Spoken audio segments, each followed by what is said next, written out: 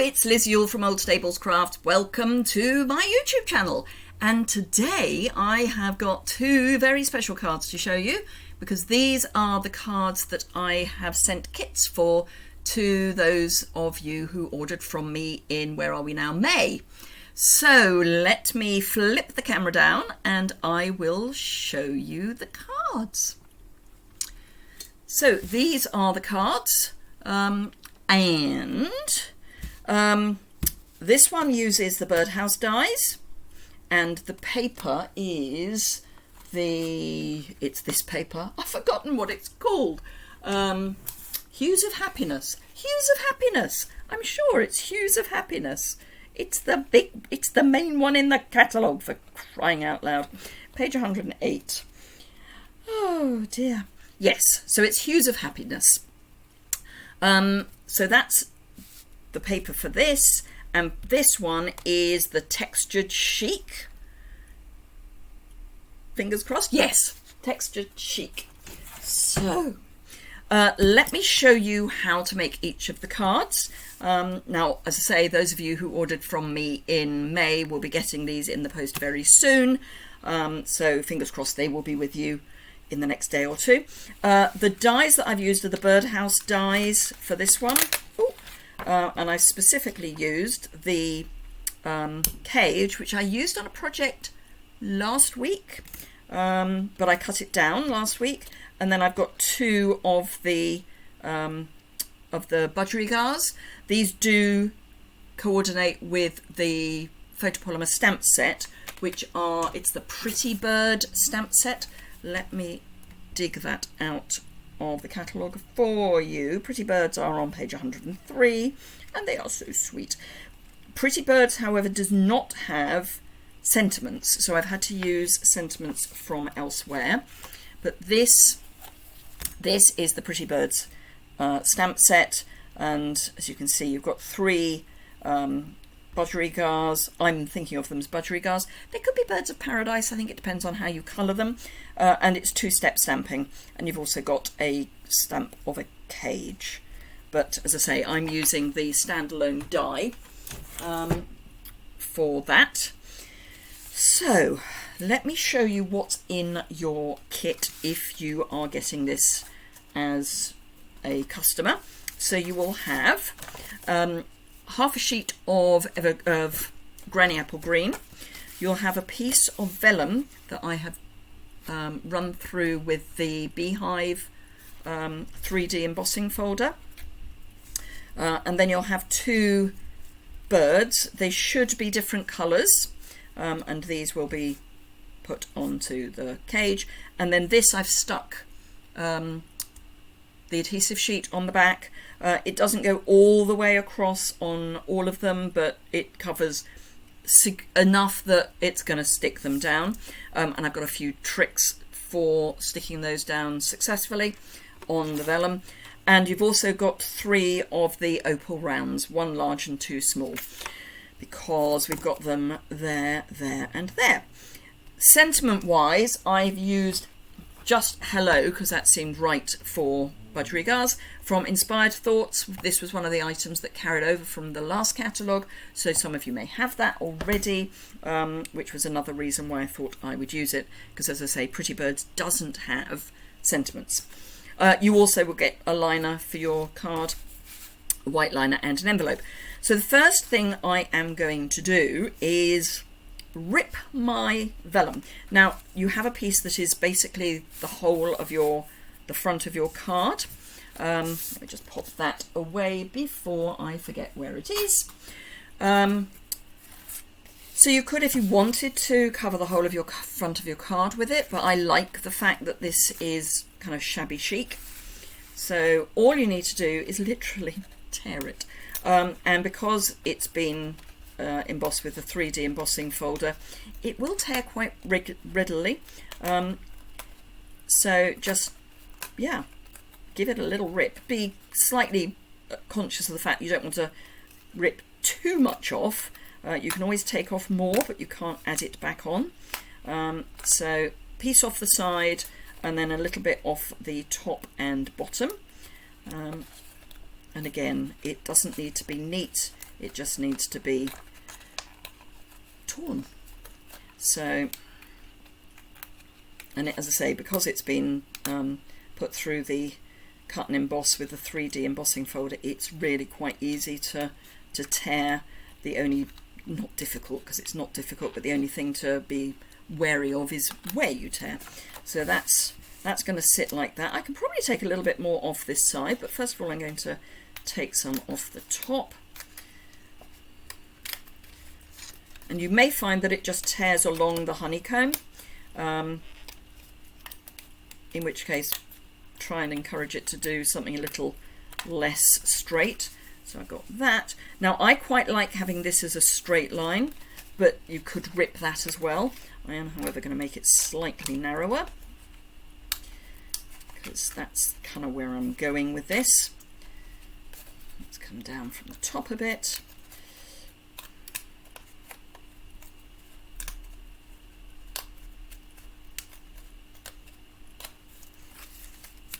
That's better. And again, you can either have it with the lumps up or the lumps down. It's personal choice. I've gone for the lumps down because that's the way the vellum is curling. It's proud this side, which means that when we stick that down, which we will be doing, it's going to lay flatter, rather than if you have it this way up, it's going to be inclined still to curl up. So just a little hint there. Right, so I'm going to stick my bird cage on, and if I am correct in remembering, yours will have just one piece of sticky on. I've done a bit of a cobble together from small pieces of the paper, but that's, you know, I'm fine with that. Right, now you do want your birdcage to be reasonably straight, so what I'm doing here is I'm lining up the edge of my vellum with my grid paper, and then pop that so you can see it, and then I want the birdcage down sort of towards the bottom right hand corner. I say towards the bottom right hand corner, basically towards the right, because it's going to more or less fit the space, and you can see through the vellum to the grid lines, which will help you keep it reasonably straight. And then just press it down. Now it's not going to want to stay, but that's fine. Turn it over, and with your bone folder just burnish where the solid bits are. So the very bottom and the very top are quite solid, so you can push those down so that you're basically flattening out the embossing, and that means it'll be easier for that adhesive to stick. Like that, and now it's reasonably well stuck. Next thing to do is to add some dimensionals to the back of your budgerigars. So I've got some scrappy bits here because, you know, they're as good as anything. So let's pop that there, then that goes into its tail a bit. And I think that one will fit into that tail a bit. No, I need a slightly different shape for that one. That's fine, so we'll pop that into its head instead. That's probably all I need on that one. And then let's do the head. And I don't know if I'm going to be able to get terribly far down into the tail, but I'll go as far as I can. And again, I think that's enough for that. So I put mine so that they were on different perches. You can have them on the same perch, it's totally up to you. There is a reason to spread them out, and I will show you that in a moment. So just be aware, so let's have that straight, that you want them on the bars. So you do want them so that they are kind of straight on the bars. As in, so that they don't look as if they're, you know, at a funny angle. And by that I mean you don't really want it like that. This one is perching, you know, very obviously like that. So that's how you would want to add it to your bars or to the cage.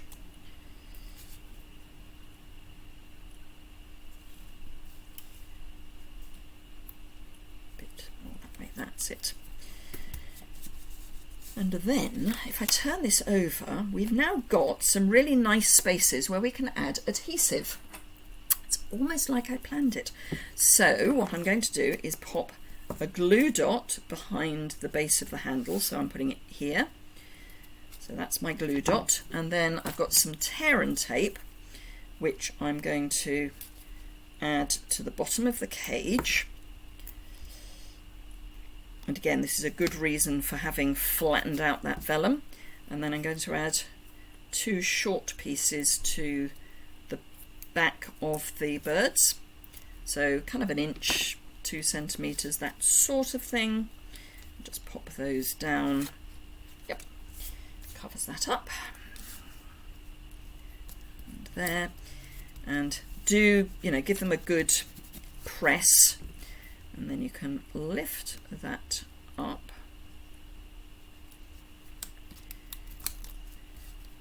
And just lift up all of the backing tape. Like that. Bring in your card base.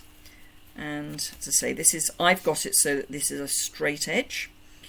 So I'm going to line that up so that it's not all the way over, it's got a bit of a margin, but is lined up with that straight edge. Like that. And then I can press where I know that there is adhesive. And because I put it so that it's curling up, flattening the middle makes the edges flatten as well. Whereas if you put it so that it was the other way up, these would still be tempted to curl upwards. So that's that. We do now need to do our sentiment. I have included a strip of Night of Navy, and I've used Night of Navy because it's one of the colours in the Hues of Happiness pattern paper, and I've chosen to heat emboss in white. At least I will have if I remember to get out my white embossing powder.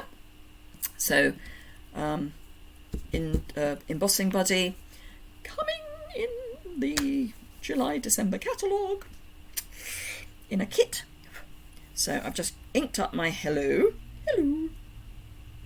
Pop that to the bottom. Now obviously I've given you a whole bit of Night of Navy, so you can make your sentiment longer if you want. The second card does have a longer sentiment. And then I'm just going to dabble that into my white embossing powder.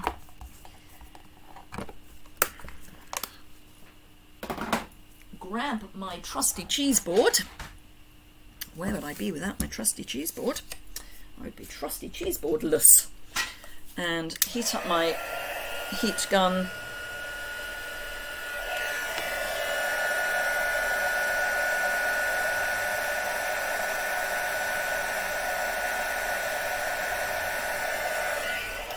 And then once that's glossy, you can stop. And I like to just waft it around to cool it down. The powder, I know I say this regularly, but the powder is liquid until it's cold, and you don't want to smudge it. Now I've managed to stamp this slightly at an angle, so I'm just going to take my snips and cut it so it's straight. And then do the same this side. And then just trim almost straight and not at an angle. That's a bit better. Now if you want to use your trimmer, you can use your trimmer, but I find it just as easy to do it with my snips. So there's my hello, and I've got here a bit of black dimensional. It's a side piece of one of the mini dimensional sheets. Obviously you can use white if you've got white. I just happen to have the dark dimensionals, so I'm using dark dimensionals because it's dark card that I'm using. And then I'm just going to pop that so that it's touching lots of elements like that. And then to finish it off, I just need my opal rounds, and as I say, I've given you 1 large and 2 small. I have chosen to put my large one at the top of the cage, and then my 2 small ones just on the cage, kind of where some of the bars meet. Now, I know this is me and I have a slightly weird brain. I wouldn't be tempted to put it there. Just, you know, just saying. There for me is not a terribly sensible place to put it, or there. I will leave why to your imagination. So give them a good press. Now without stabbing myself, I like to use the end of my putty cover to give them a really good press down. We are sticking them to a thin piece of, or certainly these two, to a thin piece of card and vellum, both of which are notoriously difficult to stick things to. But there you go, so that's that card. So let me now show you how to do the other card. And again, you'll have a white, if you've got this coming in the post to you, you'll have a liner as well and an envelope. So I've got a piece of the Texture Chic Designer Series paper, and it's the one with the seashells on the back. This is 3 inches wide by 6 inches long. Half sheet of A4 cardstock. I've got a piece of the gold, distressed gold. Now, what do we call it? I really should remember. It is called. It's not on that page because it's the Textured Chic. Oh, one of our cats is walking around with a toy. I can hear mewing off. One of the cats walks around with a stuffed toy mouse, and one walks around with a piece of red ribbon. Real red ribbon, because it's one of our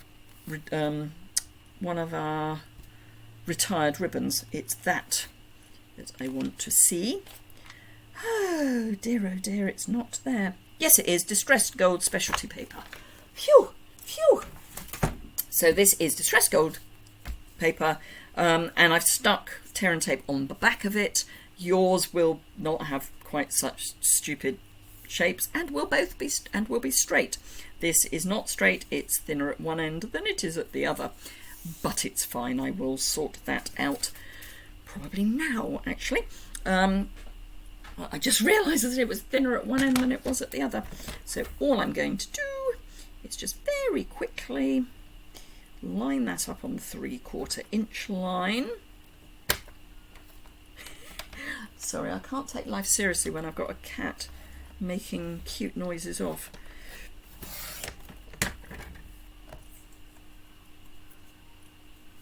I think it's the cat with the paper.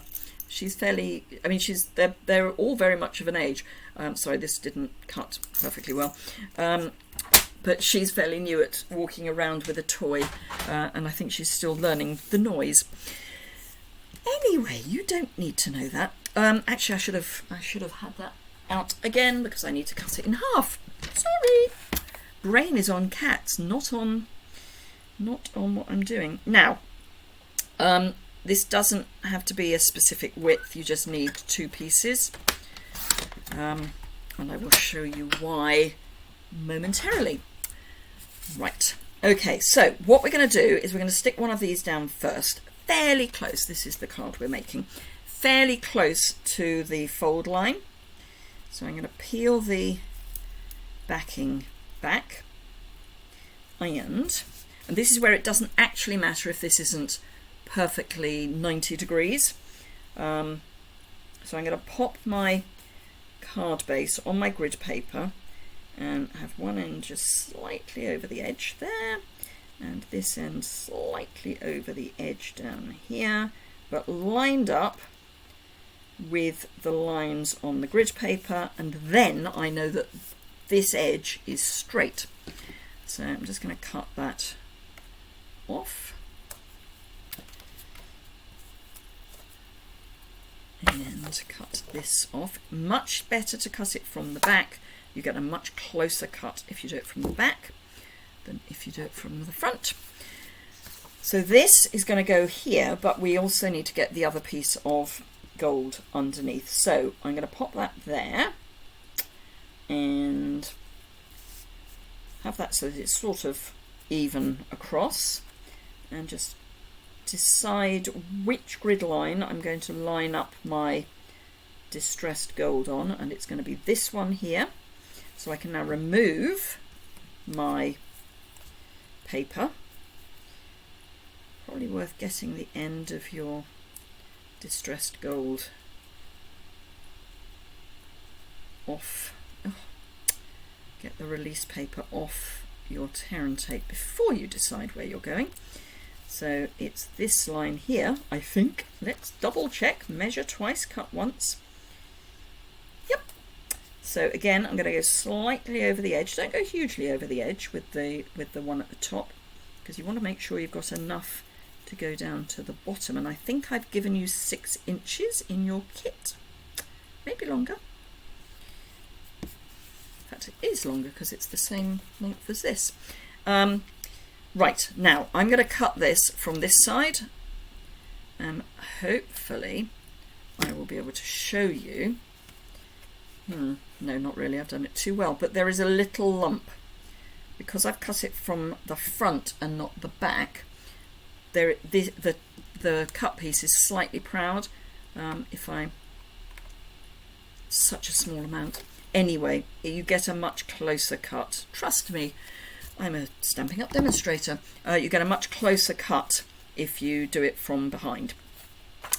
And then this is going to just go over the top centrally, like that, so you don't have very much to cut off at the bottom. And I am going to use, it's a warm day, this could be fun, my multi-purpose liquid glue. So I'm going to go down the edges, reasonably close to the edge, and then at the bottom I'm going to go not quite so close, because that's what's going to come off, and then scribble down the middle. Then you can use this bottom bit as a handle. Now you can use either Seal or Seal Plus. Just be careful if you're using Seal Plus that you don't rip the paper, because it is very, very, very strong, and can, if you are heavy-handed, can rip the paper. And then all you're wanting to do is make sure you have this so that it's central between your 2 bits of distressed gold. And then press it down and cut away the excess bit from the back.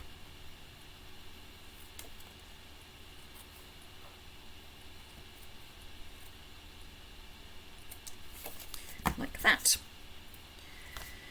I'm just going to get my bone folder and make sure that's really well cut down, and just check that that's even with my finger, and it is. Right. So for our bottle and our piece of foliage, I want my foliage in my bottle, strangely. So I'm going to stick everything together with dimensionals. I had scraps. Here are the scraps, because I might as well use my scraps, because they are just as good as the hexagonal pieces. So it's one piece.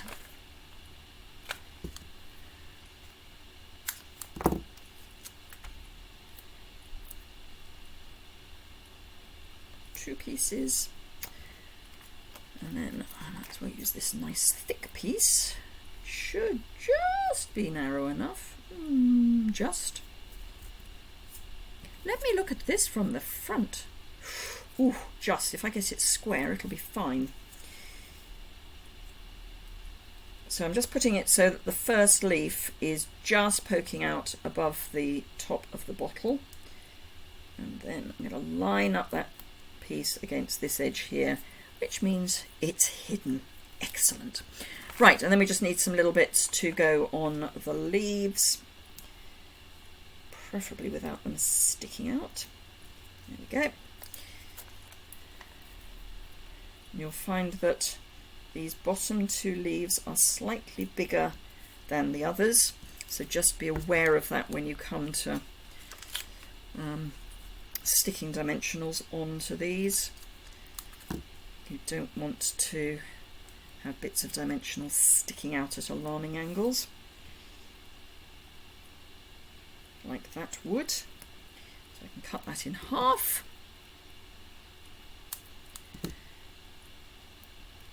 Now, if I had punched this in card, I probably wouldn't put so many dimensionals on, but as it is, I punched it in designer series paper, so I'm being slightly wary.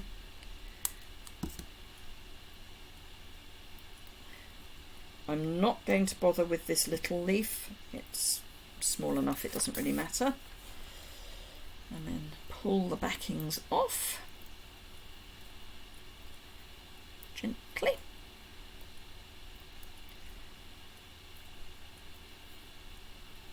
One of the wonderful things about dimensionals is that the release paper does do just that. It releases.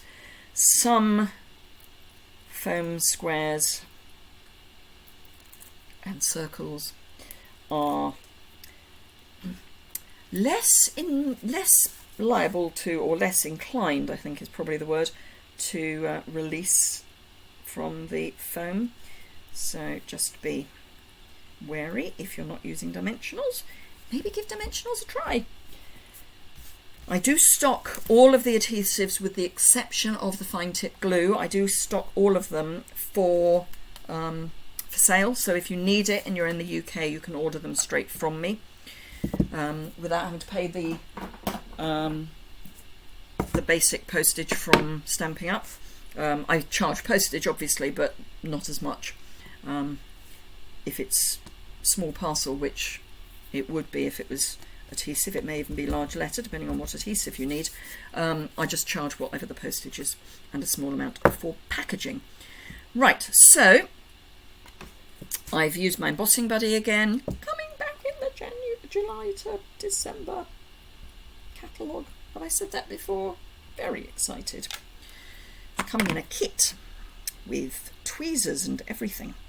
And this I am going to try and stamp straight. It's one of the joys of photopolymer stamps, is you can see them.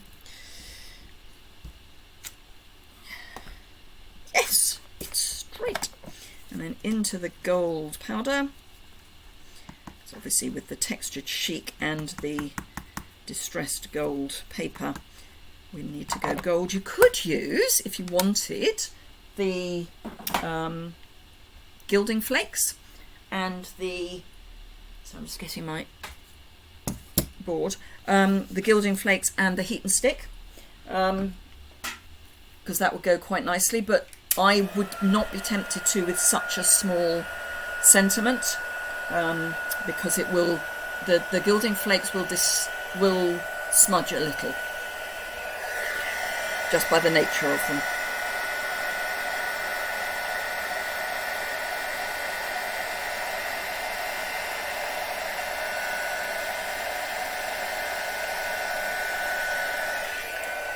There we go. Waft. Now I haven't included any sentiments for this card, any embellishments for this card, because with the gold I think it might be a step too far. Poisonly. But I am going to bring in my chopper. You can do this on a trimmer as well, but I do just want that to be, you know, straight. Having managed to stamp it straight, it would be quite nice if I could cut it in a straight line as well.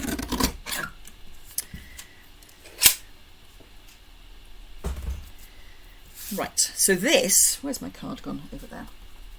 This is going to overlap the bottle and then come off the side of the card, or line up with the edge of the card. So I don't want dimensional there.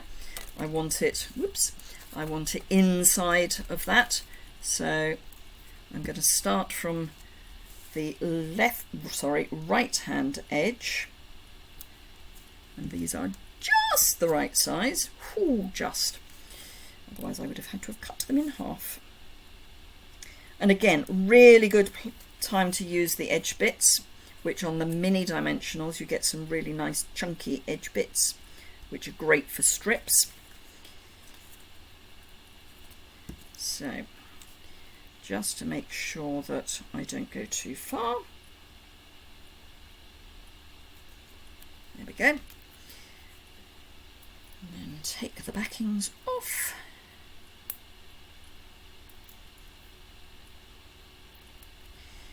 And then I am going to add a very small heat allowing, because in hot weather this tends to be thinner, because it, like most liquids, they're thinner in hot weather. So a little dab of multi-purpose liquid glue, and then a little way up from the base of the bottle, and then you can just use that end to line up where you need to be for this end. Now if you're worried about lining up this end, just have this a little bit longer and trim it off, and that will be fine. But there you go. So those are our 2 cards. So these will be the kits that are winging their way to my May customers. So thank you very much for that. I hope you've enjoyed this. Let me just flip the camera up if I can get through the melee that is my desk now. There we go. So thank you very much. I hope you have, woo, I've just realized I'm showing you 2 cards of the same. These are the 2 cards that you've got coming through the mail if you're a May customer. So I hope you've enjoyed that. If you did, a thumbs up is always appreciated. If you don't already subscribe, you can do that by clicking the button in the bottom right hand corner. And if you want to know when I'm going live, you want to be alerted when I'm going live, just hit that alert bell and you should get an email telling you when I'm going live. It's not guaranteed, but that's a YouTube issue, not an Old Stables Crafts issue. I'm not techie enough for that. Anyway, thank you very much indeed for joining me today. Have a fantastic rest of your day, and I look forward to seeing you again very soon. Bye!